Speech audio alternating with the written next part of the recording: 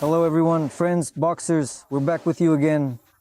And today, we are going to present the second postulate, which will be very helpful for you when you are preparing your athlete for a fight. And if you're a boxer, it will make you think. The second postulate is, you have to be, not just seem to be. It's such a cliche phrase. I've heard it many times, and in different interpretations. This phrase is incredibly ancient and storied.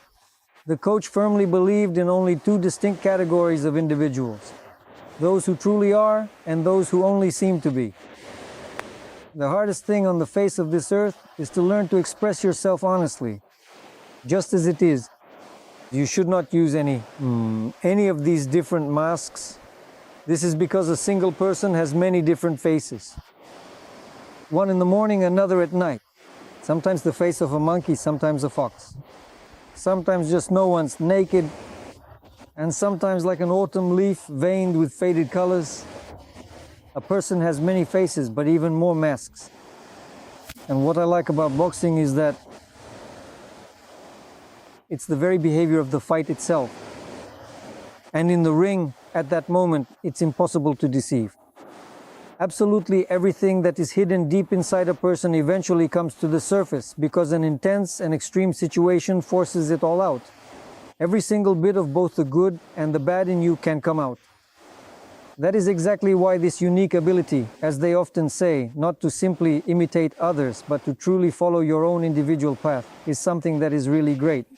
Of course, in this day and age, there are a lot of detailed analyses about what one great legendary boxer used and what another famous great boxer used in the ring.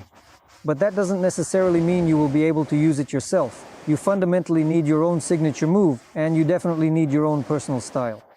And in order to properly develop this specific style, you really need to understand what it truly means to be, and not just to seem. There is a certain important definition here, and I think it is finally time to explain it in more detail. There are little boxers and there are real boxers. And a lot of people get offended when I use this term. This diminutive, almost affectionate term, little boxers. That's what my coach used to call me.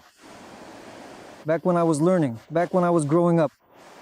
And I like that because the title of boxer is the very first title. Because this definition implies an exceptionally high standard of excellence. Real, dedicated boxers, truly skilled and disciplined boxers. There are very few of them. It's like they say, a real diamond. Very hard to find, expensive to buy. And there are a lot of fakes. That is exactly why, my friends, you truly have to earn the right to be called a boxer. It's not something you can simply define for yourself. Even now, I can't call myself a boxer. The reason is that I would much rather have someone else call me by that name so that my own ears can truly hear it spoken aloud. This is because the specific mode I am currently in is one of constant, rigorous preparation and a never-ending process of deep work on myself. And so as not to use someone else's masks, not my own masks either. You need to be a very perceptive person, a highly intelligent person, and a deeply honest person. So you must never, ever deceive yourself. And all of these different titles that are being handed out so freely nowadays, they should truly be earned titles that are well-deserved.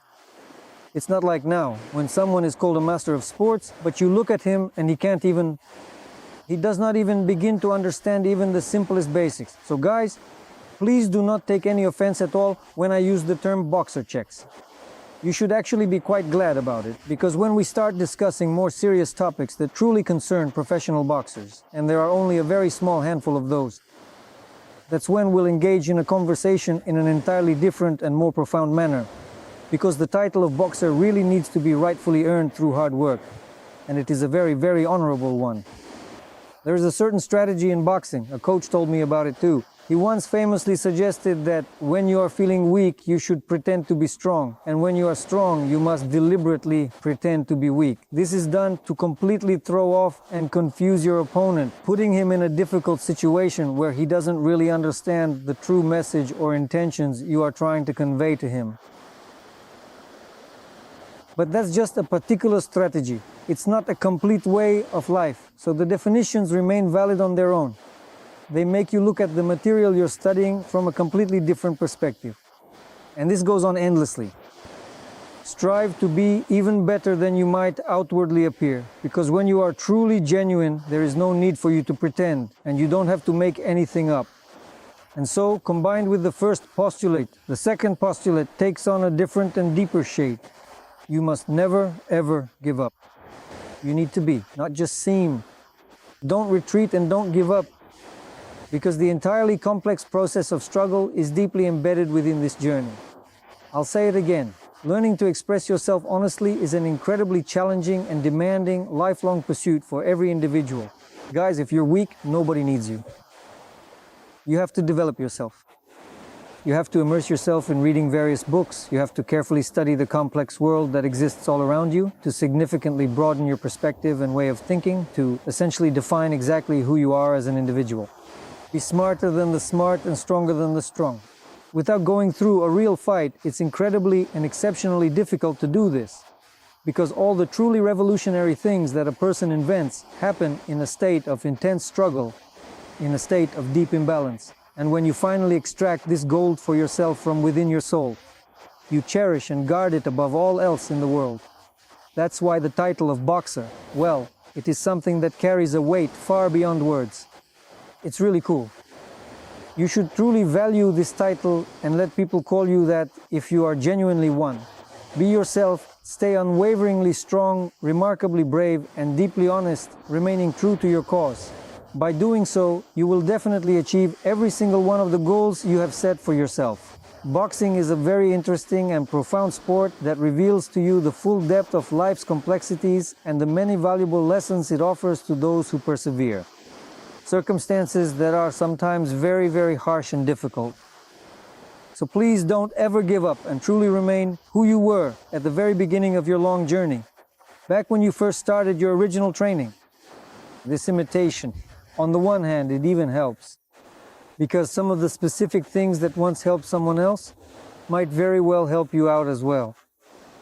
But the essence of self-discovery lies in finding your own way, because you'll invest much more in what is truly yours.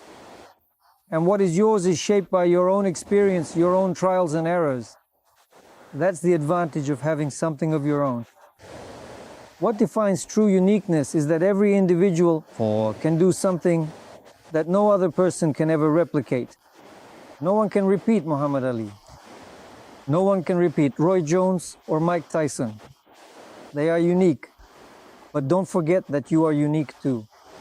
Ultimately, all it takes is effort, sweat, and relentless hard work. And that is exactly why all the power and strength of inner motivation lies within this process of self-discovery. If you do not give up, and if you truly are who you say you are, then there is absolutely nowhere for you to retreat. A strong person will never say that they are strong, nor will a smart person ever say that they are smart. But a deceptive fraudster will constantly talk about absolutely nothing else. So friends, don't just seem, actually work to achieve your personal goals. You have everything you need for this. All the possibilities are hidden within you. You just need to bring those inner qualities out. That's exactly what the comprehensive training program is for. And our next thesis, which we will be discussing in detail, is don't be afraid of anything.